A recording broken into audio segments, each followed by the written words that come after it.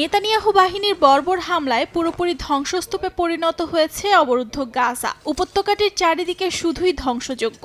এরপরও থেমে নেই ইসরায়েলি বাহিনীর আগ্রাসন। প্রতিনিয়ত গাজায় হামলা চালিয়ে যাচ্ছে দখলদার বাহিনী। এতে ঝরছে নিরীহ ফিলিস্তিনিদের রক্ত।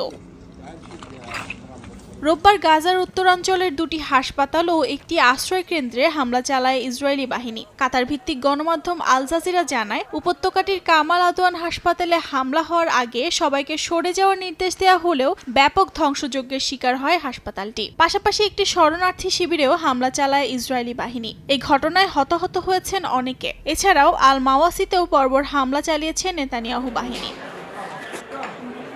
এদিকে দখলদার ইসরায়েলের সঙ্গে যুদ্ধবিরতির দ্বারপ্রান্তে রয়েছে ফিলিস্তিনের সশস্ত্র গোষ্ঠী হামাস। মিশর ও কাতারের মধ্যস্থতায় চলমান আলোচনা ব্যাপক অগ্রগতি হয়েছে বলে জানা যায়। এক প্রতিবেদনে দ্য টাইমস অফ ইসরায়েল জানায়, চুক্তির অংশ হিসেবে হামাসের হাতে থাকা জিম্মিদের মধ্যে প্রথম দফায় 11 জন পুরুষকে মুক্তির দাবি জানিয়েছে তেল আবিব। এছাড়া চুক্তির শর্তানুযায়ী এক নারী জিম্মি সেনার পরিবর্তে 20 ফিলিস্তিনিকে মুক্তি দেবে ইসরায়েল।